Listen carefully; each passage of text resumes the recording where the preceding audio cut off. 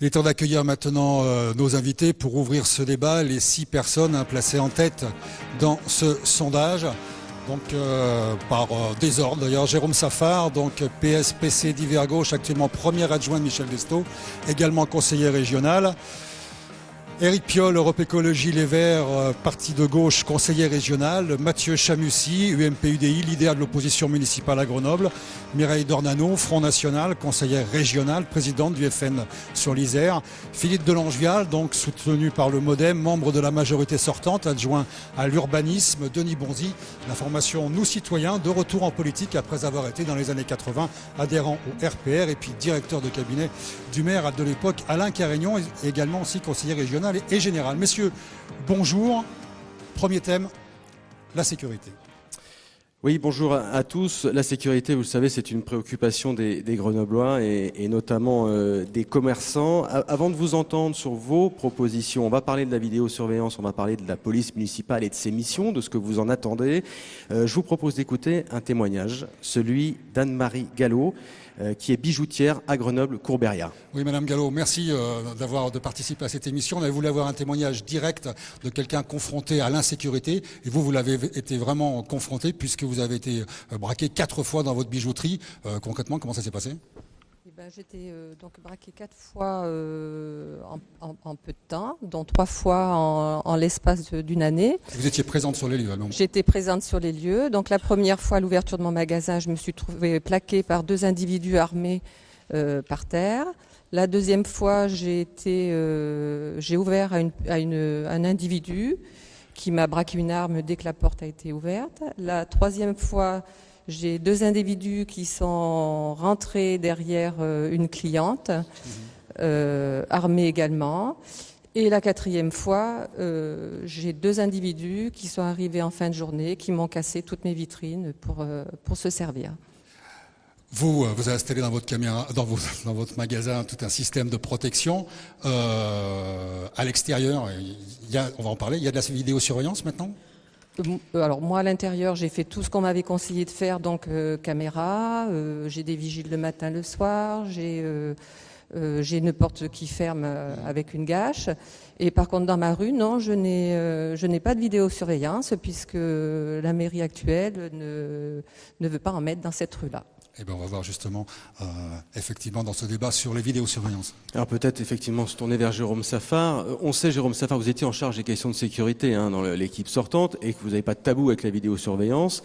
Donc d'ailleurs, dans votre programme, quand on regarde, vous souhaitez la renforcer. Alors peut-être une explication peut-être sur cette rue-là et ensuite sur les propositions que vous formulez. C'est-à-dire en gros, vous souhaitez renforcer la présence des caméras dans Grenoble. Oui, d'abord bonjour. Très clairement, ce que dit Madame Gallo, je le connais. La dernière intervention d'ailleurs a été aussi l'objet d'une intervention de la police municipale qui était sur place. Sur cette rue, le Courberia, parce que nous parlons d'un commerce sensible, il y a des commerces sensibles. Nous avons aujourd'hui un projet d'implantation de 32 caméras supplémentaires pour arriver à 84 en fin d'année, dont le Courberia que nous ne traitions pas tant que les travaux n'étaient pas finis au niveau du cours Jean Jaurès. Donc il n'y a pas d'absence de volonté d'en implanter, il y a même plutôt un travail avec la chambre de commerce, vos représentants, madame, au niveau des bijoutiers de l'Isère, avec qui nous travaillons beaucoup, et dans les rues piétonnes aussi, proches des commerces sensibles, parce que c'est là que la vidéosurveillance doit être présente. Dans tous les programmes, on note en faveur des propositions en faveur de la vidéosurveillance. Madame Dornano, Monsieur Chamussi, vous-même vous chiffrez même ces caméras. Oui, effectivement, pour la sécurité de Grenoble, qui est quand même la première des libertés, cette sécurité, nous avons dit dans notre programme que nous armerions la police municipale, 200 caméras donc, qui sont chiffrées à 4 millions d'euros sur 3 ans. 200 caméras supplémentaires, c'est ça ? Bien sûr, supplémentaires. Bon, moi je voudrais quand même dire à Monsieur Safar, parce que bon, il faut quand même faire un état des lieux. À Grenoble, il y a 103 policiers. Plus 10 armés la nuit. Mais en réalité, Monsieur Safar, vous avez 40 policiers qui sont sur la voie publique. Par contre, vous avez 70 agents verbalisateurs pour mettre des PV. Ça, c'est beaucoup plus important pour vous, pour trouver de l'argent auprès des Grenoblois. Mais la sécurité, c'est autre chose, monsieur. Il faut savoir que la nuit, il y a 2 équipes de 2 voitures de 3 personnes la nuit qui sont de 19h30 à 3h30. Vous pensez que dans une ville de 157 000 habitants, ça suffit? Voilà, et 15 personnes à l'administratif, 40 sur la voie publique, pardon. Madame Dornano, vous souhaitez doubler les effectifs de police municipale, ce qui est le cas d'ailleurs de Mathieu Chamussier également et de Denis Bonzi. Si j'ai bien compris, vous ne me laissez pas terminer, c'est pas grave. Il faut répartir les temps de parole. Voilà, d'accord, merci. Si vous voulez bien, d'abord, ce que je voudrais dire quand on entend le témoignage de Madame, c'est la démonstration qu'il y a une chose qui est insupportable dans le discours du politique de la gauche, c'est de parler du sentiment d'insécurité. Parce que Madame, ce qu'elle a vécu, ce n'est pas un sentiment, c'est une réalité. Et quand il y a des faits graves qui se déroulent dans de nombreux quartiers de la ville, les gens qui souffrent, ils ne sont pas victimes d'un sentiment, ils sont victimes de l'insécurité. Et donc, je crois que c'est important que les gens entendent qu'il y a des responsables publics qui constatent qu'ils ne sont pas hors sol, claquemurés dans leurs bureaux, mais qui entendent la réalité de la vie des gens. Premier élément. Moi, ce que je crois, si vous voulez, c'est que bien sûr, les moyens, c'est important.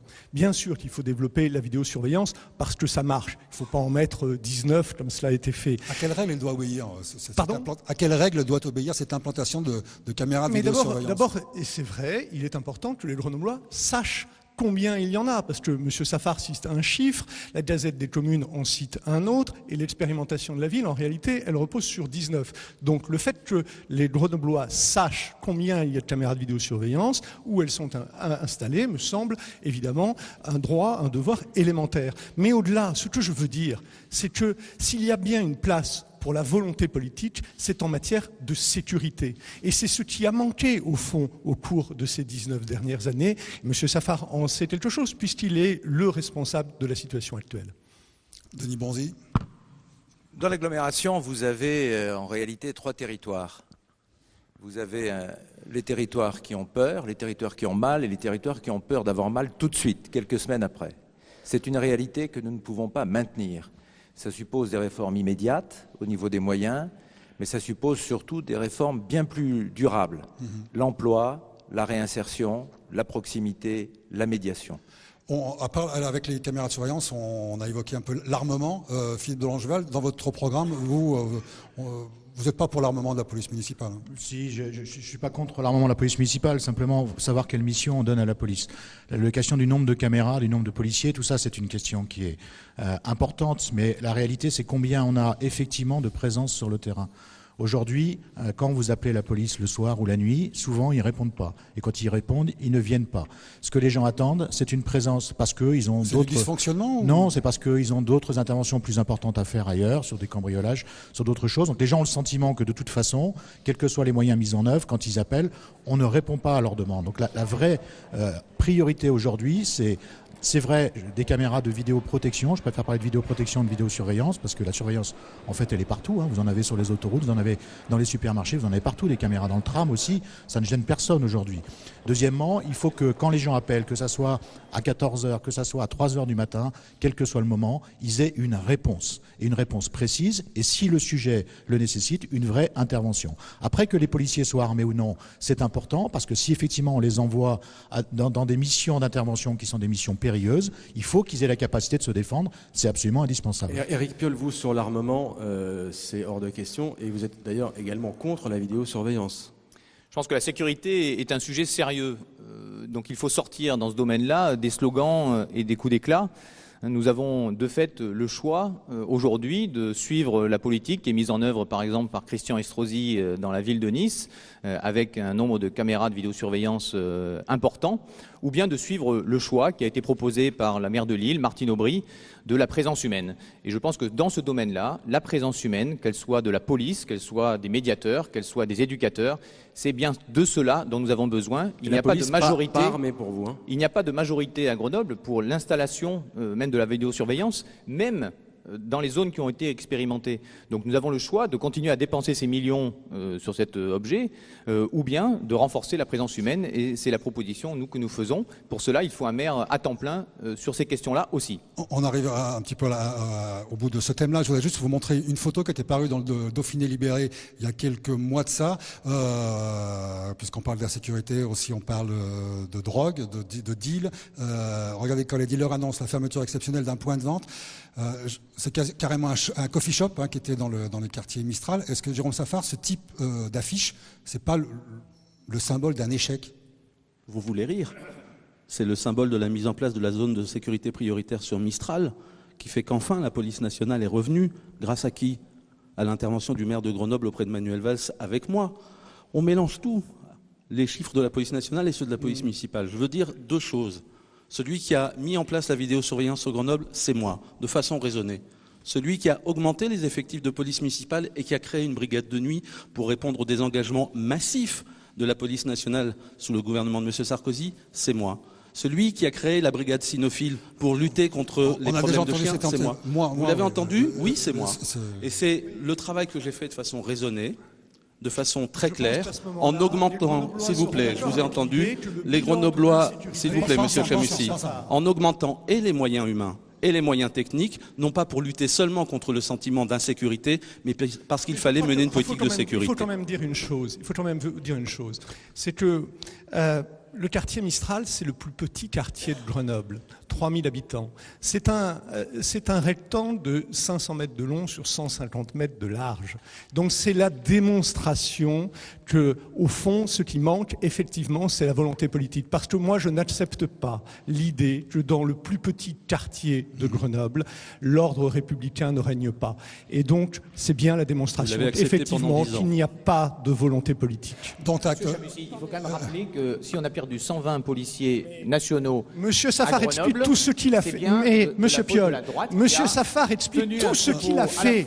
Eh bien, ce qu'il a fait produit le résultat actuel. C'est donc bien que c'est son bilan. Il est d'ailleurs le premier adjoint au maire de Grenoble en charge de la sécurité. Les positions des uns et des autres sont bien sa responsabilité. Si vous voulez qu'on avance dans l'émission, on va clore le thème de la sécurité. D'abord avec une interview d'une des trois autres candidats à ces élections qui non présents sur ce plateau. On commence avec la liste soutenue par le Parti ouvrier indépendant mené par Maurice Collia. Deux axes de campagne, le rejet de la réforme des rythmes scolaires et la sortie de la ville de la métro. Maurice Collia étant absent, eh bien c'est son numéro 3, Geoffroy Excoufond, qui prend la parole au micro de Jordan Guéant. Nous, on veut faire entendre la colère des travailleurs contre ce gouvernement Hollande qui est au service du grand patronat. Il a menti depuis 2 ans. Il a augmenté la TVA. Il n'arrête pas de donner des subventions par milliards sans aucune contrepartie aux grands capitalistes. De plus en plus de gens aujourd'hui sont dans la misère. Et donc cette politique, elle démoralise les travailleurs. Et elle fait le lit de la droite et de l'extrême droite, qui sont les pires ennemis des travailleurs. Donc nous, on veut absolument faire entendre une opposition ouvrière à ce gouvernement, une opposition qui relève le drapeau de la lutte des classes. Et on a un programme, on a des exigences qui devront être celles des luttes de demain. Et ces exigences, c'est d'abord l'interdiction des licenciements. C'est la répartition du travail entre tous sans perte de salaire. C'est évidemment l'augmentation des salaires avec leur indexation sur les prix. Indexation d'ailleurs de toutes les pensions, de toutes les allocations. Et puis c'est l'ouverture des comptes des grandes entreprises parce qu'on verra là qu'il y a des milliards et qu'il y aurait de quoi financer ces mesures. Mille excuses pour cette intervention de Magnéto. Vous avez bien entendu reconnu Catherine Brun qui mène la liste Lutte ouvrière et donc 7e donc, tête de liste candidate sur la mairie de Grenoble. On passe donc au deuxième thème, l'urbanisme et le logement.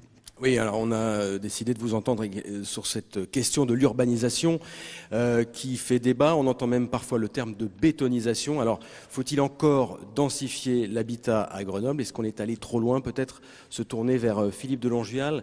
Vous êtes l'adjoint en charge justement de l'urbanisme dans l'équipe sortante. Qu'est-ce que vous avez à répondre à cette question? Il y a eu beaucoup d'opposition à un certain nombre de projets d'urbanisme. Il y a toujours des oppositions en matière d'urbanisme. Il y a une discipline qui est controversée, c'est bien celle-là. L'urbanisme, ça consiste d'abord à permettre aux gens d'habiter dans une ville. C'est pour ça qu'on construit des logements. J'étais hier en porte-à-porte dans un nouveau quartier de Grenoble, le Clos des Fleurs. Il y a 400 familles qui sont installées ces 2 dernières années. Ces familles, elles sont contentes d'être là. Elles ne se plaignent pas de l'urbanisation de la ville. Juste Philippe Delangeal, moi j'ai des chiffres. Il y a 3 projets, l'Esplanade, la Presqu'île et Flaubert. Si je fais le calcul des logements, c'est 8000 logements. Est-ce que Grenoble a autant besoin de logements? Non, c'est pas tout à fait 8000 logements. Et d'une part, et d'autre part, c'est sur 15 ans. Donc si vous ramenez ça sur une durée de 15 ou 20 ans, puisque c'est des actes qui vont durer une vingtaine d'années, en réalité, vous avez très peu de logements. Une ville comme Marseille construit 5000 logements par an. Grenoble, aujourd'hui, on est à 750, 800 logements par an. Vous voyez la différence. Donc en réalité, cette question d'urbanisation et de bétonisation, c'est une question qu'il faut ramener aussi aux besoins locaux. Si vous laissez le bâti vieillir, se dégrader, vous avez dans une ville un bâti qui ne correspond plus aux usages de la population. L'accessibilité, le maintien des personnes âgées à domicile, les nouveaux modes de vie, tout ça, c'est important de pouvoir les amener dans une ville. Et sur la question de la densité, je voudrais juste lire une phrase de Madame Duflot, qui est ministre de l'Urbanisme et du Logement. Sur le sujet de la densité, nous avons un gros effort de pédagogie à faire vis-à-vis de nos concitoyens afin que la densification soit acceptée. Voilà ce que dit la ministre écologiste de l'urbanisme, parce qu'elle a compris qu'en France, il fallait 400 000 logements par an pour loger la population et qu'aujourd'hui, on y arrive difficilement. Tout le monde n'est pas d'accord avec vous, puisque Mathieu Chamussi, dans votre programme, vous, le projet L'Esplanade, on abandonne. Bien évidemment. Comme dans le programme de Madame Dornano. C'est la première mesure que nous prendrons. C'est intéressant ce que dit M. Delangeal, parce qu'en fait, il confirme une réalité, c'est que M. Piolle dit une chose et il en fait une autre, puisque ses alliés de l'ultra-gauche ont voté tous les documents d'urbanisme qui produisent la bétonisation. Le SCOT, le PLH, le PLU, c'était même un de vos amis qui était en responsabilité du plan local d'urbanisme. Donc ça, c'est le premier élément. Deuxième élément, le constat, c'est que Grenoble a 2 fois moins d'espace vert que la moyenne des grandes villes de France. C'est une réalité. Et un paradoxe, c'est qu'on n'a jamais cette majorité n'a jamais autant construit de logements à Grenoble et il n'y a jamais eu autant de logements vides dans Grenoble. C'est donc bien que l'effort, il doit être produit, s'il y a un effort à faire, c'est sur la rénovation de l'habitat existant, ce qui, entre nous, soit dit, améliorera la qualité de l'air puisque les émissions de gaz à effet de serre proviennent à 40% de l'habitat et non pas bétonner la ville. Nous diminuerons d'un quart l'effort de construction sur la ville de Grenoble au cours du prochain mandat et en même temps, nous aiderons chaque année 300 logements supplémentaires à être rénovés, ce qui fait que nous construirons moins et en même temps, l'offre de logements réels sur le territoire grenoblois sera améliorée. C'est notre engagement. Denis Bonzi, vous, votre position par rapport au projet d'Esplanade, notamment, qui est peut-être à cristalliser vraiment la colère des riverains de ce quartier. Mathieu Chamussi dit, en gros, si je suis élu, on abandonnera ce projet. Votre position là-dessus? Exact, même position. Vous savez, on ne va pas bagarrer au niveau des chiffres comme tout à l'heure. Je crois qu'il faut aller à l'essentiel. Quelle est la fonction d'une ville? C'est le bien-vivre de ses habitants. Et le bien-vivre de ses habitants, ça suppose une ville à dimension humaine. Ça suppose que la nature réinvestisse la ville, la reconquiert. Et par conséquent, nous avons 3 mesures simples, pratiques. Abrogation du SCOT. Le SCOT est véritablement une monstruosité sur l'ensemble de l'agglomération. Il repose d'ailleurs sur un SCOT, c'est celui schéma de cohérence territoriale qui succède au schéma départementaux d'aménagement, au schéma directeur d'aménagement et d'urbanisme. Et il a la fameuse formule de la dent creuse, comme si chaque espace libre avait vocation à être construit. Deuxième élément, en ce qui concerne les quartiers, contrat de quartier pour assurer la visibilité.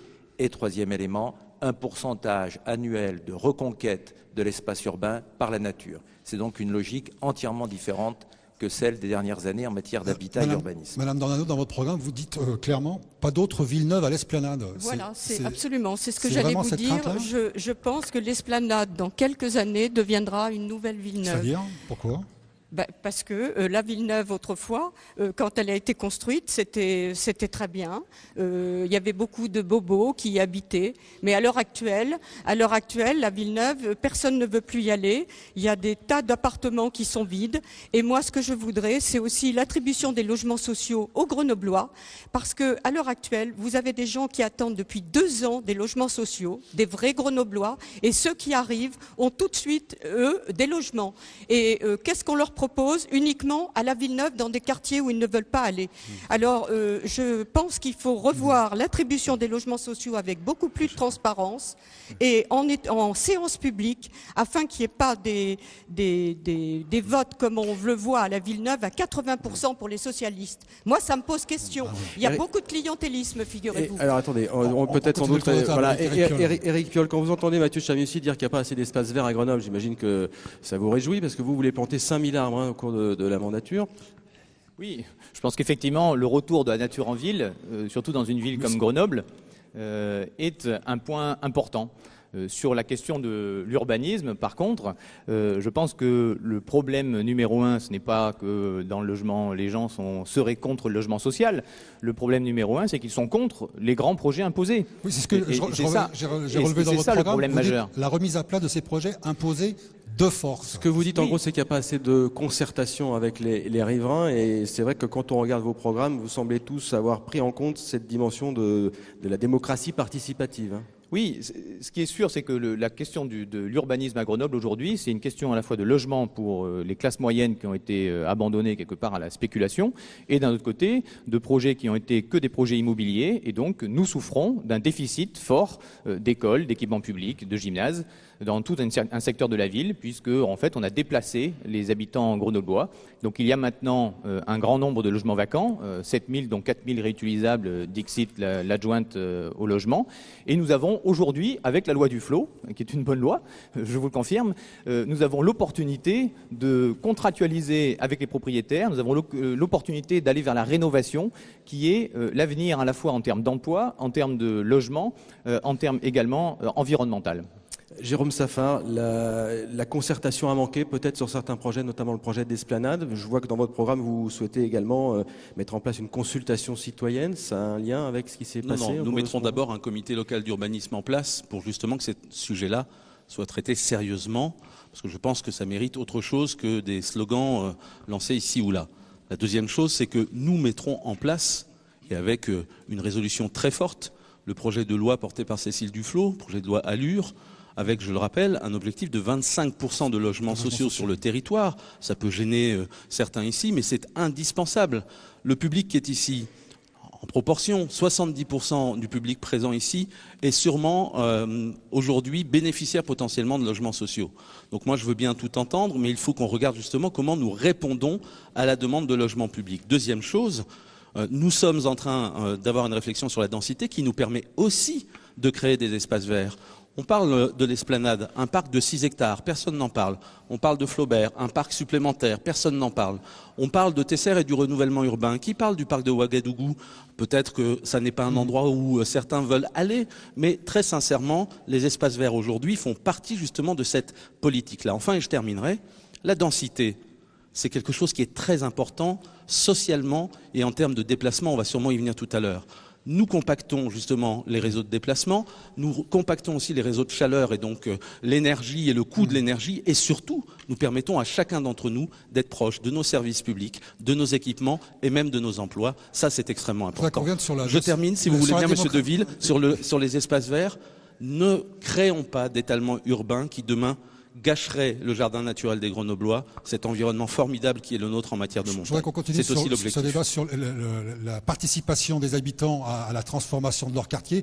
Tous, vous avez des propositions justement pour un certain nombre de signatures qui émineraient soit des pétitions, soit des délibérations au conseil municipal. Je me suis dit, c'est très fort dans votre programme. 8000 signatures et on peut faire voter une délibération. Ça veut dire, non, 8000 signatures, un référendum. Ça veut dire concrètement que le dossier de l'Esplanade n'aurait pas pu être imposé aux Grenoblois de cette manière-là. 8000 signatures, c'est 10% du corps électoral. Ça signifie qu'il y a une volonté des Grenoblois, soit pour s'opposer à un projet, et là, il y a beaucoup matière avec la municipalité actuelle, soit aussi pour proposer, parce qu'il faut faire confiance aux Grenoblois, à leur intelligence collective pour porter des projets d'intérêt général.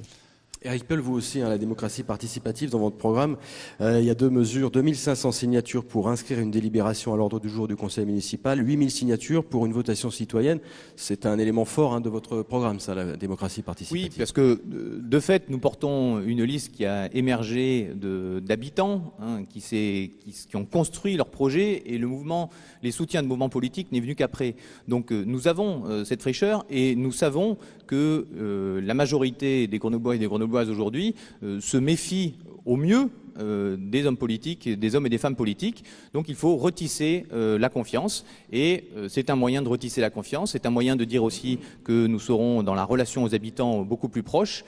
C'est également un moyen de rappeler que si je suis élu maire le 30 mars, ça ne sera sans doute qu'avec pas loin de un peu plus de 10% de la population grenobloise qui aura choisi notre liste au premier tour, et que donc si c'est l'approbation d'un cap, ce n'est pas non plus la validation de tout ce que nous proposons. Jusqu'où peut aller le contrôle de la population sur les gens qu'il a élus? Denis Bonzi, dans votre programme, vous souhaitez, vous, que la population puisse révoquer le maire au bout de 2 ans? Exactement. C'est la seule façon pour qu'il y ait un retour de confiance dans l'engagement public. Mais au-delà du pouvoir de révocation, je crois qu'il faut avoir conscience de la monstruosité même de la question. Parce que la question n'est pas de savoir comment on peut associer les citoyens entre 2 élections. C'est comment, dans une démocratie, est-il imaginable que des citoyens soient privés de pouvoir entre 2 élections. Donc c'est une absolue nécessité que de réintégrer les citoyens en permanence dans le circuit du pouvoir entre 2 élections, et la reconnaissance la plus forte de cette nécessité, c'est le pouvoir de révocation. Madame Dorado, vous, c'est 10 000 signatures pour aussi un référendum. La population aussi doit pouvoir contrôler l'action d'une municipalité que globalement elle a quand même élue. Oui, mais sur des grands projets comme l'Esplanade, je ne dis pas qu'il faut consulter pour n'importe quel projet, mais des grands projets comme ça a été d'ailleurs fait pour le tramway, je pense qu'effectivement les Grenoblois ont leur parole. Je pense qu'ils doivent ils doivent s'exprimer sur les projets, effectivement, et sur les grands projets pour l'avenir de Grenoble. Philippe de Langevin ? Oui, vous savez, c'est moi qui ai introduit en 2008 cette proposition de 8000 signatures pour saisir le conseil municipal. C'est une réalité. C'était mon programme de 2008. Et ça a été effectivement fait puisque l'Esplanade, le conseil municipal, a été saisi de la question de l'Esplanade. Pendant ce mandat, j'ai dû faire 600 à 700 réunions publiques. Je dois être l'élu qui a fait le plus de réunions publiques, notamment en matière d'urbanisme, dans d'autres domaines aussi. La population, on a discuté, on a consulté. Ce sont des sujets difficiles. Et c'est vrai que sur certains sujets, il faut qu'il y ait une consultation plus large, qu'on fasse, je dirais, sortir les gens de chez eux, puisque dans les réunions publiques, c'est toujours un peu les mêmes qui viennent. Il y a d'autres gens qui ne s'expriment pas, qui n'ont pas la possibilité de s'exprimer. Donc je pense qu'il faut mettre en place des nouveaux outils de communication et d'expression. Et puis je pense qu'il y a une demande très forte des habitants, qui est qu'on explique davantage pourquoi et comment les décisions sont prises. Ce qui est important, c'est que les gens comprennent la motivation d'une décision. Quand les élus décident, c'est leur rôle. Révoquer le maire tous les 2 ans, c'est bien, mais s'il faut refaire des élections municipales tous les 2 ans, vous voyez dans quelle situation on va se trouver. Il faut que les gens puissent s'exprimer, que les gens comprennent pourquoi les élus prennent des décisions, parce qu'on a aussi parfois des contraintes financières, des contraintes réglementaires ou administratives qui font qu'on est obligé de prendre telle ou telle décision. Ça, c'est important. Il faut que les gens puissent effectivement se dire, les élus ont choisi, c'est leur rôle, mais ils ont choisi sur des critères qui sont précis, qu'on connaît et qu'on peut éventuellement discuter. C'est ça qui crée la confiance ou l'absence de confiance entre les citoyens et les élus. Jean Safar ? Bien, nous sommes fixés sur 20% des électeurs demandant une consultation, et cette consultation se met en place sans seuil après de participation pour savoir d'ailleurs si on prend en compte le résultat, parce qu'on veut faire simple.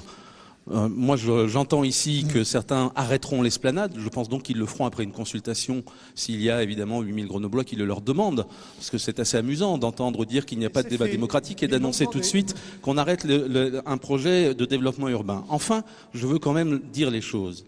En termes de signal de développement de la ville, y compris de développement économique, demain, comment expliquer à des investisseurs qui souhaiteraient s'implanter à Grenoble que face à une difficulté, elle a existé sur l'Esplanade et elle existe sur tous les projets urbains, on a choisi surtout de ne pas développer la ville et on s'est arrêté. Bien, je vous donne le résultat. L'investisseur ira sur un territoire qui, lui, verra les élus assumer leurs responsabilités et non pas se défiler justement face à ces difficultés-là.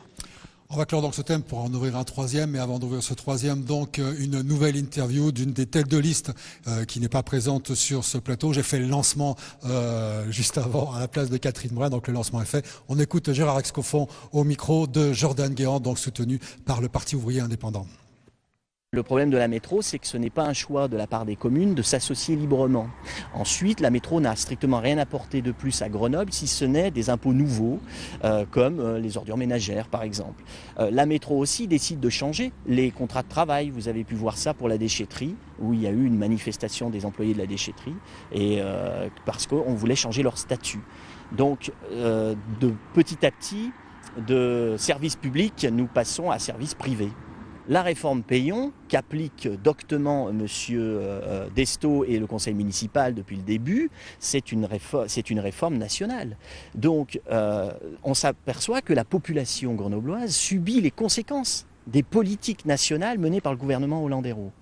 Donc nous voulons inviter, notre liste d'unités veut inviter la population de Grenoble à résister à ces attaques de destruction de l'école républicaine, de destruction de la commune, ce qui fait la base même de la République. Autrement dit, à travers la réforme des rythmes scolaires, la réforme Payon, à travers l'intercommunalité forcée, le gouvernement Hollande-Hérault cherche à détruire purement et simplement ce qui fait la République et aussi la démocratie. On va aborder donc le troisième thème de cette émission. On souhaitait vous entendre sur la question des déplacements, des transports. Vous le savez, la ville de Grenoble est tristement célèbre pour ses embouteillages. D'ailleurs, elle vient de se hisser sur le podium en 3e position d'un classement derrière Paris et Lyon, le classement du nombre d'heures perdues dans les bouchons, 42 heures par an perdues dans les bouchons, selon cette étude de l'INRIX, qui était un spécialiste de l'aide à la conduite. Alors avant d'entendre vos propositions sur la question, un témoignage, celui d'un patrouilleur de France Bleu Isère qui aide chaque matin les auditeurs à faire la route ensemble en essayant de déjouer les pièges du trafic. Il s'agit d'Éric Chevalier qui est avec nous. Éric Chevalier, bonjour. Oui, concrètement, donc vous, les bouchons, vous les subissez tous les jours. Voilà. Donc, bonjour messieurs, dames. Je subis effectivement les bouchons tous les jours, dans tous les sens de circulation possibles sur l'agglomération. J'aurais un chiffre à citer, tout simplement 45. 45 minutes pour aller de l'hôtel des Diguières à la gare de Grenoble, vendredi dernier. Et donc c'est un trajet très très court et en plein centre-ville. Voilà. Normalement, ça se fait en 5-6 minutes. Ceci dit, vous faites aussi des trajets à l'extérieur de la ville de Grenoble. Voilà. Et qu'est-ce que vous constatez? Ça empire à chaque fois ou il y a une amélioration? En fait, on peut constater que souvent, les mardis et jeudis sont très très chargés. Éventuellement le vendredi soir aussi, bien sûr. Et pour faire la liaison, comme je fais avec mon car de Voreppe-Visil, bien souvent, on peut arriver à avoir 15-20 minutes de retard sur une ligne qui fait 1h15. Est-ce qu'il y a de plus en plus de passagers dans vos bus? Est-ce que les gens sont enclins à prendre le transport en commun ou au contraire, malgré ces bouchons, ils continuent à prendre leur voiture? Alors malgré le bouchon, il y a encore pas mal de gens dans leur voiture. On voit beaucoup de gens seuls dans les voitures. Mais avec l'arrivée de Visil dans l'agglomération de Grenoble, on a un tarif de transport en commun qui a sensiblement baissé au tarif unitaire. Donc petit à petit, les gens viennent dans le bus, mais ça prend du temps et c'est frémissant. Ça, c'est pas encore significatif. Merci, M. Chevalier. Alors, on va en parler tout à l'heure de la tarification des transports en commun. La vraie question, comment résorber les embouteillages à Grenoble. On l'a dit, c'est une question récurrente. Alors on a regardé, on a épluché vos programmes. Mireille Dornano pour le Front National. Vous souhaitez ressusciter le tunnel sous la Bastille, creuser à nouveau un tunnel? Non, je dis qu'il faut reprendre effectivement ces études parce qu'on ne pourra pas... Mais vous savez comment ça s'est terminé la dernière fois, Un avis défavorable du commissaire enquêteur. Oui, mais je pense qu'il faut revoir la question parce qu'on ne peut pas continuer à arriver à Grenoble. On prend, par exemple, je vous donne un exemple, je pars de Lyon, j'arrive à Grenoble à 3 quarts d'heure et puis après je mets 3 quarts d'heure pour aller chez moi alors que j'habite c'est très proche, si vous voulez, vers la place Gustave-Ribet et je mets 3 quarts d'heure aussi pour arriver. Donc ça, c'est insoutenable. Déjà aussi au niveau économique, les entreprises ne veulent plus venir à Grenoble parce que ça n'est pas pensable, si vous voulez. Donc je pense qu'il y a des choses à faire. Effectivement, c'est peut-être à revoir, cette rocade nord. Je ne sais pas encore de quelle façon, mais je pense qu'il faut quand même refaire des études, peut-être pour voir. Et ensuite, je pense qu'il faut faire la réfection de l'échangeur du Rondeau. Ça, c'est une chose qui allégera considérablement les temps de transport pour tous ceux qui passent à la sur la Rocotte Sud. Et la troisième voie sur la 480. Absolument, oui, tout à fait. Et puis, non, pas dans le vôtre, Eric Piolle. Concernant la gratuité des transports, je ne pense pas que ça soit une bonne solution parce que la fiscalité augmenterait obligatoirement, étant donné qu'il faut bien trouver cet argent quelque part. Moi, ce que j'ai préconisé quand même, c'est la gratuité des transports pour les personnes handicapées, parce que je pense que c'est important. Voilà.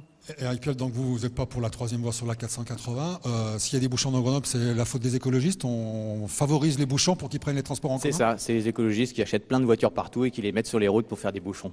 Je pense que c'est exactement ça. Non, je pense que en matière de déplacement, nous avons un choix clair à faire. Ou bien nous continuons une année sur deux à annuler le cross scolaire des enfants. Ou bien nous changeons vraiment, c'est ça que vous nous changeons vraiment de méthode. Pardon ? En raison de la pollution, c'est ça ? En raison de la pollution, oui, le cross est annulé en raison de la pollution. Et je pense que ceux qui veulent élargir la 480, faire passer les camions sous nos fenêtres, prolonger avec la 51 et faire une deuxième vallée du Rhône, je pense que c'est une erreur, des projets anachroniques. Et nous avons déjà perdu plus de 10 ans dans ces batailles autour de la Rocade Nord, qui a coûté quand même un fric absolument énorme d'argent public gaspillé. Et donc nous devons anticiper maintenant les déplacements du futur. À l'heure qu'il est, nous devrions être en train de penser un tram-train vers Moiran, un tram-train vers Crolles, un tram-train vers Visil. La voiture a sa place dans Grenoble pour vous, dans l'agglomération ? Bien sûr, on a tous besoin d'une voiture à un moment donné. Il y a les 3/4 des foyers qui en ont, donc c'est pas tout le monde. Mais pour des problèmes de covoiturage, des problèmes de travail, des problèmes d'horaires décalés, donc il faut bien développer cette offre de transport alternatif avec une vraie volonté politique qui permette que ceux qui utilisent leur voiture puissent circuler dans des conditions acceptables. Le tracé que dénonce Eric Piolle de deuxième vallée du Rhône, c'est ce que vous souhaitez de Téchabussy en finissant l'axe, la 51 de Grenoble-Sisteron alors. C'est un autre sujet et c'est vrai, vous avez raison de souligner que Grenoble a manqué tous les grands rendez-vous des grandes infrastructures de transport. Aujourd'hui est enclavé, nous n'avons pas la 51, nous n'avons pas de liaison TGV vers Grenoble et tout cela a un impact considérable sur les questions de l'emploi. Les embouteillages, évidemment, font perdre de l'emploi à Grenoble. Et c'est aussi effectivement un enjeu de santé publique parce que le bon sens de chacun comprend que plus les voitures avancent de manière chaotique et lentement, évidemment, plus elles émettent de pollution. La fluidité du transport automobile, c'est par l'élargissement de la 480 et la requalification de l'échangeur du Rondeau, c'est un enjeu de santé publique. Mais au-delà, parce qu'il ne faut pas avoir une vision, il faut marcher sur ses deux jambes. C'est ce qu'on n'a pas fait ces dernières années. Il faut avoir développé un certain nombre de voiries pour l'automobile. Il faut aussi innover sur les transports en commun. Il faut développer le transport par câble, qui se développe partout dans le monde, sauf à Grenoble, alors qu'on a le siège de Poma. C'est incroyable. La majorité actuelle veut faire du transport par câble pour aller dans le Vercors. Il y a 7000 véhicules jour. Nous pensons que la priorité, l'enjeu, c'est entre le péage de Vorep et la gare de Grenoble, où il y a 80 000 véhicules jour, ou entre le Grésivaudan et le Stade des Alpes, qui sont les deux segments les plus embouteillés à l'entrée de la ville. Et c'est ce que nous voulons faire. C'est compatible surtout avec notre projet de diminution de la dépense publique, parce que le transport par câble, c'est 5 fois moins cher à l'investissement que le tramway. C'est crédible, Denis Bonzi, d'après vous, le transport par câble pour désengorger Grenoble ? C'est probablement un moyen parmi beaucoup d'autres. Tout à l'heure, Eric Piolle évoquait 10 ans de retard. En réalité, nous avons 20 ans de retard. Et nous avons 20 ans de retard parce que le consensus qui a existé, j'ai ici le livre blanc qui avait été adopté dans les années 90 par les élus socialistes et apparentés des communes de l'agglo, à sa page 13, ce qui était évoqué tout à l'heure, faisait consensus. Et pourquoi le consensus a-t-il été cassé ? Du tunnel. Oui, l'ensemble des voies de contournement de Grenoble, nord, sud, tous ces aménagements-là. Parce qu'un ostracisme absolument intolérable a été lancé contre l'automobile et contre les réalités. Et justement, une politique efficace, c'est une politique qui accepte les réalités.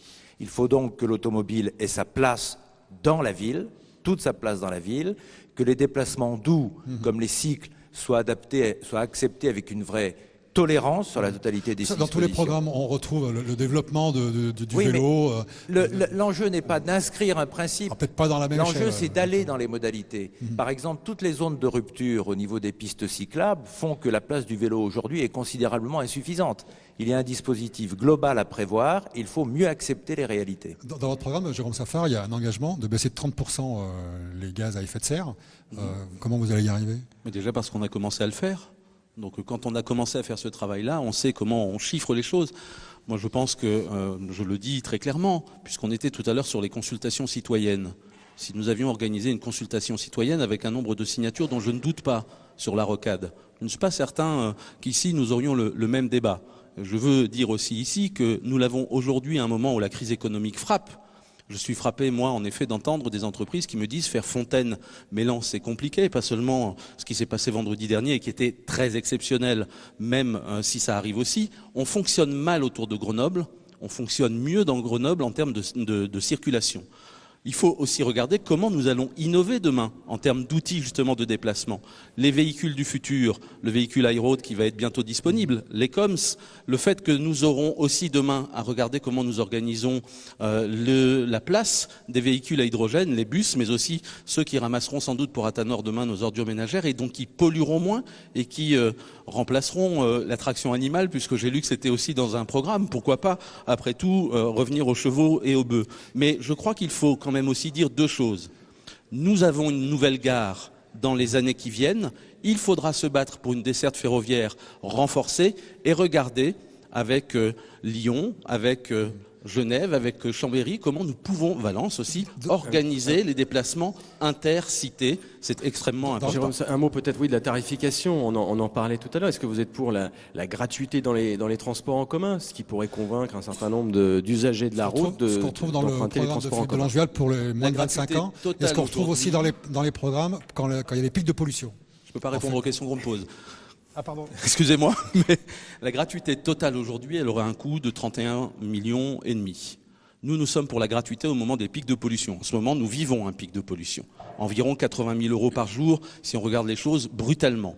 Mais la gratuité aujourd'hui, étant donné l'état financier du SMTC totalement, que je rappelle, avec des collectivités qui ne pourront pas allonger à chaque fois la dotation qu'elles donnent aujourd'hui, aurait deux impacts. Une augmentation des tarifs et une très grande mise en difficulté du SMTC avec une absence de développement du réseau de transport en commun à la suite de tout cela. C'est intéressant. Les représentants du Parti communiste qui sont dans la salle et qui sont sur la liste de M. Safar défendent la gratuité. Mais parce que j'accepte le débat, M. Chamussi. Ils ont donc compris le poids qu'il représentait dans les décisions politiques de la liste que conduit M. Safar.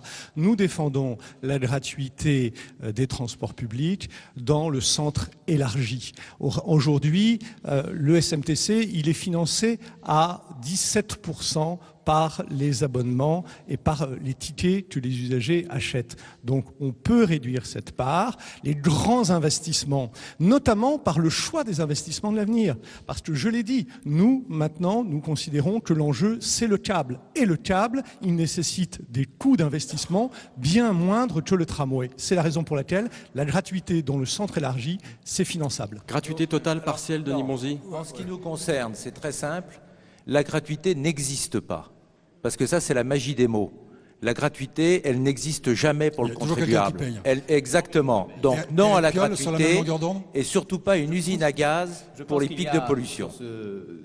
Sur ce sujet, on voit bien en fait deux choses. Sur la question de la pollution, où nous avons proposé dès le mois de décembre d'être en gratuité des transports en commun dès les premiers seuils d'information, pas quand on est en pic, c'est trop tard. On retrouve cette proposition dans certaines listes, mais en fait, elle devrait être dans leur bilan, pas dans leur projet. On est là totalement en termes anachroniques dans cette vision de la politique qui subit et qui n'anticipe pas. Sur la question de la gratuité et de l'expérimentation de tarification, puisque notre question c'est comment on fait basculer les nouvelles habitudes, comment on anticipe. Sur les 18-25 ans, ça coûte 3,8 millions d'euros. Pour vous donner une idée, les études sur la rocade Nord ont coûté 40 millions d'euros. C'est le financement de 10 ans de cette mesure. C'est l'heure maintenant de diffuser la troisième interview. Philippe de Longueval, juste un mot sur la gratuité peut-être? Je ne suis pas intervenu du tout sur ce thème.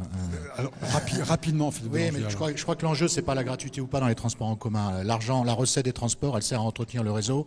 Et un réseau qui fonctionne bien, c'est un réseau que les gens vont utiliser. Le vrai enjeu, Le vrai enjeu, c'est la question de santé publique que constitue aujourd'hui la pollution à Grenoble.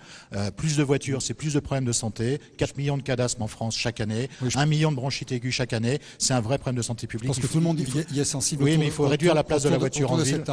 Il est temps donc de lancer la troisième interview de la dernière tête de liste candidate à Grenoble. Il s'agit bien d'un jeune, le Benjamin, 27 ans, Lassène Benmaza, qu'on avait appris à connaître lors des dernières élections législatives. Il était candidat sur la troisième circonscription de Michel Destot et il avait recueilli 177 voix. On l'écoute au micro de Jordan Guéant.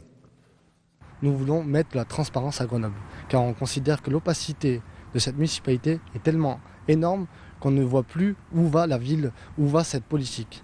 Donc on veut vraiment réengager les citoyens grenoblois avec la politique, réconcilier tout ça grâce à la transparence. Qui dit transparence, dit honnêteté.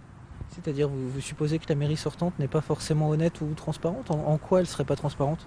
Écoutez, on voit dans tous les dossiers qui ne sont pas mis à disposition des Grenoblois, même si certains sont mis à disposition, mais pas tous les dossiers. Et on voudrait avoir un peu plus de visibilité sur ces dossiers-là et pouvoir aller en profondeur et étudier vraiment concrètement ces dossiers.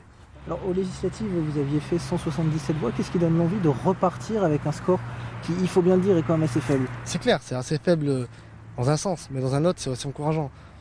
Sans parti, sans financement, sans notoriété, sans rien du tout, sans faire 177 voix, c'est énorme. Mais aujourd'hui, on a réconcilié déjà les Grenoblois un minimum avec la politique. Nous avons 59 noms, et pas que, parce qu'on a les soutiens aussi autour de nous, qui nous soutiennent, qui nous poussent. Ben, juste pour ça, on veut continuer le combat avec la politique, on veut continuer l'engagement politique. Alors on a parlé beaucoup de propositions, on va faire un rapide tour de table avant le journal de midi sur combien ça coûte.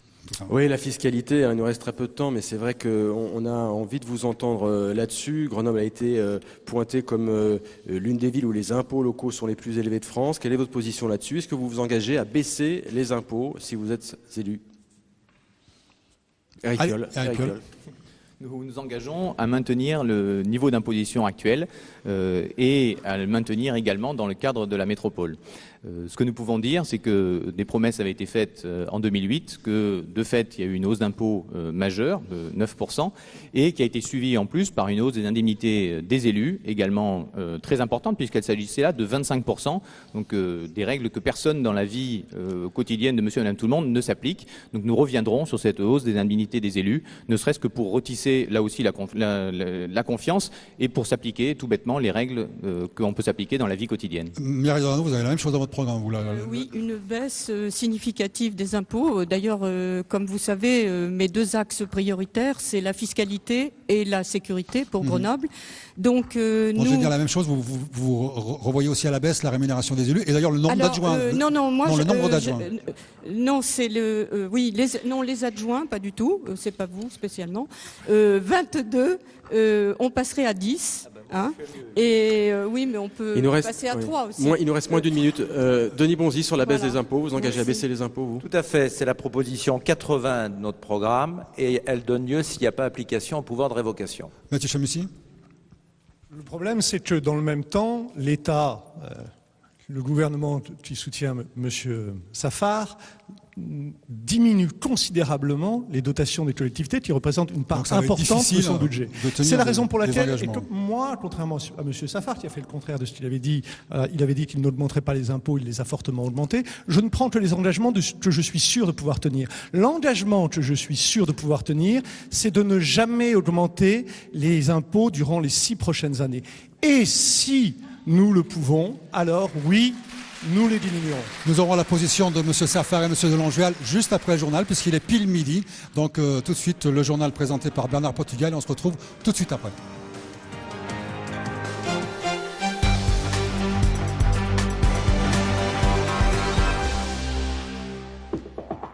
Bonjour à tous, soyez les bienvenus dans ce flash de la mi-journée et on commence avec le bonheur et le sourire de Marie Bochet.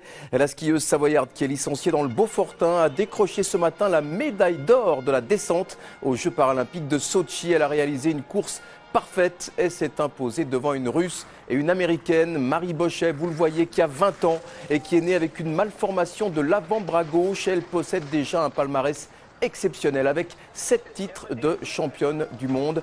On l'écoute, elle a été interviewée ce matin par David Sandona à Sotchi. C'est complètement dingue. Moi, mon objectif aujourd'hui, c'était d'arriver en bas. Pour moi, c'était déjà une victoire. vu les 2 entraînements que j'ai faits. Donc c'est vrai que voilà, je suis arrivée en bas, j'étais contente. J'avais pas vu mon temps, mais j'étais déjà contente, vraiment satisfaite de ma course. Et puis la médaille d'or au bout, en descente, voilà, c'est juste énorme. C'est pas la discipline dans laquelle je me sens la plus à l'aise, donc voilà, c'est que du bonheur. Et ce n'est peut-être le début que d'une série, ça va peut-être s'enchaîner. Eh ben, on verra, on va prendre les courses les unes après les autres. Je vais déjà bien profiter de celle-là. J'ai un jour de repos pour me reconcentrer sur la suite. Mais en tout cas, ça commence vraiment bien et je suis vraiment très contente de mon résultat aujourd'hui. Voilà, et l'actualité, c'est aussi le chassé-croisé des vacanciers sur les routes de notre région. La circulation est très dense ce matin. Vous le voyez sur les principaux axes d'accès aux stations de ski. Il y a des bouchons. La journée est classée noire en Rhône-Alpes. Ça coince en ce moment à plusieurs endroits. Il y a 12 km de ralentissement sur la 43, peu après la Tour du Pin. D'autres difficultés sont recensées à la Motte-Servolex, notamment près de Chambéry. 4 km de ralentissement et puis 10 km de bouchons signalés en direction des stations de Loizan. Et puis au chapitre social, le collectif Stop Bugey, accompagné d'une dizaine d'associations antinucléaires, se mobilise aujourd'hui pour demander, je cite, un arrêt programmé de la centrale du Bugey. Une manifestation qui se déroule autour de plusieurs ronds-points dans la région à l'occasion de l'anniversaire de la catastrophe de Fukushima. On va écouter Bertrand Nouvelot de Greenpeace. Cette centrale déjà fait partie des plus anciennes puisque c'est la 2e plus ancienne après Fessenheim. Ensuite, elle est située dans une zone où vous avez par exemple le barrage de Vouglan qui est sur l'Ain. Et on sait qu'en cas de rupture de ce barrage, vous allez avoir une énorme vague qui va déferler 5 heures après sur le Bugey et qui va créer une vague de 9 mètres. Donc on peut très bien se retrouver avec une configuration assez proche de celle de ce qui s'est passé à Fukushima. Vous avez également à côté de cette centrale une zone Seveso, très près, à quelques kilomètres. Donc ça veut dire qu'il peut y avoir interaction entre des accidents de la centrale et puis des entreprises qui sont sur ce site Seveso. Allez, on retrouve tout de suite Christian Deville pour la suite de notre débat. Merci Bernard. Retour donc sur le plateau de la Voix est libre installé sur la scène du grand amphithéâtre de MC2 à Grenoble. On s'était arrêté sur la fiscalité, donc maintenant on attend la réponse de Jérôme Saffard et Philippe de Longevial. Jérôme Saffard, vos engagements en termes de fiscalité? Si vous me permettez, je note quand même que tous ceux qui pendant 6 ans ont réclamé à corps et à cri une baisse des impôts vont travailler à budget constant potentiellement pour le prochain mandat, juste comme ça. Sur la baisse de la fiscalité, nous nous engageons, nous, à faire un travail sur la taxe foncière, qui aujourd'hui, très clairement en termes de niveau à Grenoble, est très élevé, pour ne pas dire trop élevé, et surtout à avoir un pacte de stabilité fiscale, parce que la métropolisation va faire que des services de la ville vont passer à la métropole. La mutualisation que nous devons mettre en place doit être utilisée pour les Grenoblois pour qu'ils ne payent pas 2 fois le même service. La taxe foncière, pourquoi? Parce que les propriétaires les plus âgés aujourd'hui ont du mal à faire face et parce que ça a aussi un impact, par exemple, sur les loyers de nos commerces en centre-ville. Philippe de Longevial. Oui, je crois qu'il faut amorcer d'abord la stabilisation puis la baisse de la fiscalité, puisqu'il y a des familles vraiment qui n'y arrivent plus. Et il faut le raisonner à périmètre global, celui de la métro, de la ville, mais aussi de toutes les fiscalités annexes qui existent, parce qu'il y a beaucoup d'impôts qu'on paye parfois sans le savoir. Donc il faut mettre tout ça sur la table. Il y a aussi un autre problème qui est la mauvaise répartition de la fiscalité dans la ville, entre les différentes communes de l'agglo. Donc il y a des grandes disparités en matière de fiscalité qui expliquent aussi le mécontentement des Grenoblois. Vous évoquez la métro, et justement on a une question à vous poser, on voudrait vous entendre les uns les autres là-dessus. La métro va devenir, vous l'avez dit, une métropole. Question toute simple, est-ce que d'après vous le maire de Grenoble a vocation à devenir le président de la métro? Philippe de Longevial, vous aviez la parole. Je crois que le maire de Grenoble a vocation, en tout cas au moins autant que les autres maires de l'agglo et peut-être davantage, puisqu'aujourd'hui la ville de Grenoble, 1 c'est la ville-centre, 2 c'est la ville qui aussi mène les plus grands projets, et je pense qu'elle a beaucoup à apporter à la métropole. Donc il me paraît pas choquant que le maire de Grenoble soit aussi président de la métropole. Éric Piolle, votre position sur cette Je me suis engagé à ne pas cumuler, et donc à ne pas cumuler d'exécutif. Donc je ne serai pas candidat à la présidence de la métropole, ni même à son exécutif. Il y a aujourd'hui dans les métropoles qui se préfigurent à peu près une métropole sur 2 qui est présidée par le maire de la ville-centre et une sur 2 qui ne l'est pas. Donc toutes les configurations sont possibles. Ce qui est important, c'est le travail collectif, c'est l'investissement des élus par le non-cumul des mandats. Et c'est ça qui est fondamental, là aussi, pour tisser un semblant de démocratie dans cette structure qui, pour l'instant, reste une structure de 2e niveau, sans parité et sans vraiment lien avec la population. Vous soutiendrez le maire d'une autre commune ou vous soutiendrez votre premier adjoint? Ah non, non, nous soutient... Votre première adjointe, pardon. Nous verrons ce qui sort des urnes. Hein. La configuration, le vote qui a été fait à l'Assemblée et au Sénat fin décembre sur cette loi, non seulement a écarté la parité, mais a également écarté le suffrage universel direct. Donc on se retrouve dans des configurations, en fait, il n'y a pas de projet d'agglomération. Donc à ce stade, je pense que nous faisons campagne chacun avec une part de notre programme sur la métropole, mais il faudra voir après l'ensemble des conseillers communautaires et discuter du projet à ce moment-là, puisqu'il n'y a pas de capacité à avoir un ancrage démocratique de cette structure aujourd'hui. Je vais vous dire, l'important en politique, ce ne sont pas les postes, c'est l'autorité, c'est le poids politique. Et c'est le problème dans notre agglomération. Vous savez, aujourd'hui, Grenoble a perdu de l'influence au sein de la métro. On le voit bien sur les grands dossiers. Aujourd'hui, Grenoble supporte des charges de centralité parce que Grenoble, le maire de Grenoble, n'a pas l'autorité pour demander à l'ensemble des communes de l'agglomération de contribuer, de prendre leur part dans ces charges de centralité. Donc, ce n'est pas une question de poste, c'est une question d'autorité. Il faut que Grenoble retrouve toute sa place. Donc la réponse est oui, si on essaie de lire entre les lignes. Capitale des Alpes, ça a un sens. C'est l'identité. Grenoble, c'est le cœur de notre agglomération. C'est là que l'autorité politique doit être impulsée.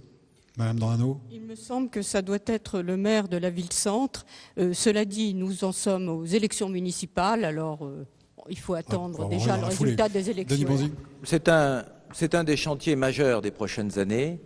L'essentiel, c'est d'avoir une vision. La métro doit être remise à plat pour évoluer vers le sillon alpin et le représentant de l'exécutif grenoblois doit avoir la présidence de la métro.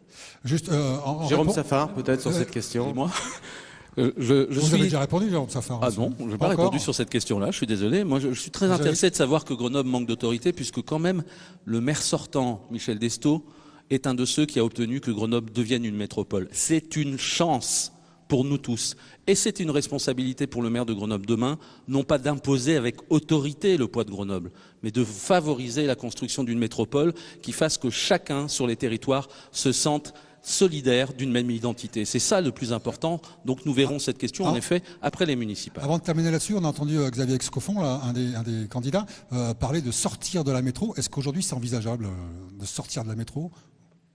Non, c'est totalement inenvisageable et en plus c'est pas du tout souhaitable pour la ville de Grenoble. Déjà, on fait un premier pas vers la métropole, qui est une forme de progrès en matière de cohérence urbaine. Mais c'est même impossible administrativement, juridiquement. Oui, c'est totalement impossible. C'est pas possible. C'est impossible, c'est pas souhaitable. Mais surtout, il faudrait métropole, c'est bien gentil. Mais quelle métropole ? Parce que c'est la question du périmètre. En réalité, la métropole des Alpes, son cœur de chauffe économique, il va du Voironnais au Grésivaudan, il va de Centre-Alpes à Crolles en passant par la presqu'île scientifique. Et puis c'est la question des compétences que l'on va prendre en responsabilité. Nous, c'est simple. Pour simplifier les choses, nous ne voulons plus de départements et de régions au sein du territoire métropolitain parce que l'enjeu de la métropole, c'est aussi celui de la diminution de la dépense publique. Parce que si les impôts ont augmenté, c'est bien parce que la dépense a explosé. Donc, les compétences sont quand même fixées par la loi, au passage. Il y a des options, et vous savez que c'est dans le champ des options qu'il y a le plus de marge de manœuvre. On va terminer cette émission par un petit tour politique, Léopold. Alors peut-être une première question à Jérôme Safar. Si vous arrivez en tête au soir du premier tour, comme l'indique effectivement le sondage révélé cette semaine, est-ce que vous tendrez la main à l'un de vos adversaires? Je pense notamment, évidemment, à Éric Piolle. Écoutez, vous allez me laisser terminer ces 15 jours de campagne qui nous restent. D'abord, ne pas tomber dans une espèce d'organisation, j'ai entendu tout à l'heure, de primaire. Ce n'est pas ce que les Grenoblois attendent. Ils veulent savoir demain quel maire, en responsabilité, avec une équipe sérieuse, efficace, ils auront à élire. Donc nous verrons après les questions du premier tour, une fois que celui-ci sera passé. Je veux simplement dire deux choses. D'abord que notre premier rôle est de tisser les liens de confiance, et il y a du travail à faire ici et ailleurs, et c'est normal. Et de faire en sorte que nous puissions favoriser toutes celles et ceux qui créent sur le territoire et qui vont participer à ce que nous venons d'évoquer, qui est une chance formidable, qui est le passage entre autres à la métropole, mais pas seulement. Éric Piolle, on parlait donc du sentiment de Jérôme Safar vis-à-vis de votre liste et des possibilités d'union. Vous avez clairement laissé entendre qu'une union pourrait être possible, en tout cas que le rassemblement, vous étiez relativement favorable. Oui, je ne dévierai pas de mon objectif. Nous l'avons annoncé dès le début. Nous souhaitons être en tête de la gauche au soir du premier tour et de réparer ce qui a été fracturé quand Michel Destau et son équipe ont fait le choix en 2008 de s'allier avec la droite, avec des anciens adjoints de Carignan, avec le président des Amis de Nicolas Sarkozy pour l'Isère. Donc nous assumons cette position. Il y a 15 jours de campagne et nous cherchons évidemment à convaincre les indécis, à continuer cette campagne dans cette belle dynamique et attendre après le choix des électeurs grenoblois. Ils ont le choix aujourd'hui de choisir un maire qui leur ressemble. Ils ont le choix de choisir une équipe à leur image et c'est ça qui est le plus important dans cette phase de campagne. Mais vous seriez prêt tout de même à transiger sur un certain nombre de propositions. On vous a entendu tout à l'heure, par exemple, sur la sécurité. Vous avez des avis radicalement différents. Donc, est-ce que c'est possible de, effectivement, revenir sur des propositions qui sont les vôtres ? La réalité politique, c'est que quand je me suis engagé en politique il y a 4 ans, c'est bien pour travailler avec des gens avec qui je ne suis pas d'accord. Sinon, il ne faut pas faire de la politique. Si on veut rester juste sur sa ligne, sa propre ligne et ne pas bouger, on peut aller continuer à faire autre chose. Moi, je me suis engagé pour redonner de l'espoir, lutter contre le désenchantement et je pense que c'est cela qui motive fortement notre liste. Et après, nous travaillons dans un espace politique. Je suis le seul sur ce plateau à pouvoir dire que je n'aurai pas d'adjoint de droite, ça c'est sûr. Mais, je demande à la salle de ne pas trop applaudir sur les discours des candidats, pour que ça ne ressemble pas à un meeting. Madame Dornano, le sondage vous donne 9%, donc vous ne seriez pas qualifié au second tour. Oui. Si jamais vous avez les 10%, vous vous maintenez. Alors je vais vous dire, à l'heure actuelle, ça tombe très bien que vous me parliez du sondage parce que je pense qu'il est extrêmement minoré en ce qui concerne le Front National et je suis quasiment sûre que nous serons au 2e tour. Et vous vous maintenez ? Bien sûr, bien évidemment. Denis Bonzi, oui, s'il vous plaît. Je réitère ma demande de ne pas applaudir. Denis Bonzi, votre position dans l'entre-deux tours, selon le sondage, vous ne seriez pas qualifié. Oui. Est-ce que vous donnerez des consignes de vote ? Attendez, je crois que la situation est très simple. Le seul temps des Grenoblois, ce ne sont pas des testeurs éphémères antérieurs au 23 mars. Le seul temps des Grenoblois, c'est le 23 mars. Donc attendons le 23 mars. L'actuelle vie politique française est un tragique circus consternant et le score du 23 mars réservera beaucoup de surprises. Étape par étape, le soir du 23 mars, notre équipe, dans le cadre d'une décision collective, fera face à toutes ses responsabilités et je ne doute pas que nous aurons d'abord la responsabilité de l'espoir en étant particulièrement bien placés. Philippe de Langevial, 5% dans le sondage, peu de chance donc d'être au second tour. Vous donnerez des consignes de vote ? Non, mais je ne suis pas dans la logique de consignes de vote. Vous savez, moi je suis centriste, je suis dans cette élection municipale parce que je considère que les schémas traditionnels ne sont plus adaptés aujourd'hui à l'époque. Il faut faire bouger les lignes. Être centriste, c'est être dans l'équilibre, c'est faire travailler ensemble des gens qui sont de sensibilités différentes. 90% des gens de ma liste n'ont pas d'engagement politique. Ce sont des citoyens, des commerçants, des ingénieurs, des Grenoblois qui n'ont aucun engagement politique, qui veulent travailler pour leur commune. Donc il faut être ouvert. Moi, je verrais bien le score au soir du premier tour. Aujourd'hui, c'est un sondage. Il donne un état de l'opinion à un instant T. Je n'avais pas encore présenté ma liste. On verra comment les choses se passent. Vous êtes un centriste qui a fait toute une mandature avec Michel Destau. Oui, mais parce que aujourd'hui, aucun parti, le sondage le montre, aucun parti ne dépasse un tiers des électeurs. Aucun parti ne dépasse un tiers des électeurs. 34, me dit Jérôme, un gros tiers des électeurs. Donc on ne peut pas gouverner une ville, on ne peut pas gérer une ville avec un tiers des électeurs. Donc il faut bien associer un maximum de Grenoblois à la gestion publique. C'est l'intérêt de la ville et des Grenoblois, pas des partis politiques. Mathieu Chamessy, si Mireille Dornano avec le Front National ne se qualifie pas, est-ce que vous lancerez un appel aux électeurs du Front National ? Attendez. Moi, je veux dire que je suis très choqué par tout ce que je viens d'entendre. Je viens d'entendre des candidats qui disent ça dépendra de mon score. Eh bien, moi, ça ne dépend pas de mon score. Ça dépend de mes convictions, voyez-vous. C'est ça ce qui nous différencie. Les formations politiques, les formations politiques qui voulaient me soutenir l'ont fait, je les en remercie. Moi, je m'adresse et je discute avec les électeurs, avec les Grenoblois, tous, quelle que soit leur sensibilité, parce que je les respecte. Et c'est avec eux que nous bâtirons le Grenoble de demain.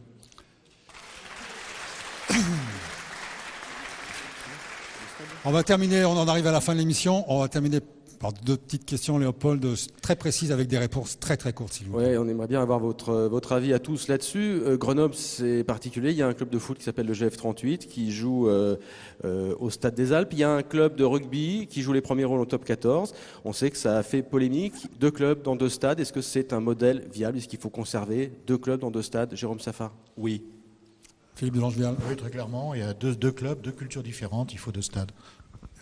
Aujourd'hui, Grenoble est une terre de rugby depuis toujours. Aujourd'hui, le football est en 4e division. C'est une coquille vide, le Stade des Alpes, un peu, non ? C'est une coquille vide qui a coûté plus de 90 millions d'euros, là aussi contre une bonne partie des habitants. Donc le seul usage correct de l'argent public que nous pouvons faire, c'est évidemment d'y installer le club du rugby. Il faut discuter ça avec eux et c'est ce que nous faisons déjà depuis quelques mois. Oui, tout simplement. Attendez, la grande différence, c'est que nous, c'est parce que nous respectons l'avis des professionnels. Mireille Dornano, oui, non ? On verra. J'ai pas d'idée. Monsieur Chavy ? Oui, absolument. Je vous remercie à tous d'avoir répondu à notre invitation. La campagne ne fait que commencer. On aura l'occasion de revenir un petit peu sur tous ces thèmes de campagne. En tout cas, la campagne, elle continue aussi sur France 3 Alpes avec un journal quotidien, dans le journal de 19h. On aura aussi une émission spéciale le 20 mars prochain aux alentours de 22h pour savoir tout sur le scrutin, ses enjeux dans les 3 départements alpins, ses modalités.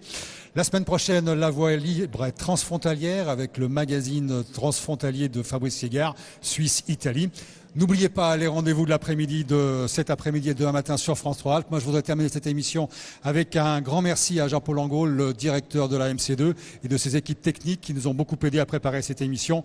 Un grand merci également aux techniciens de France 3 Alpes et au réalisateur Éric Pio. Je vous souhaite à tous une excellente après-midi.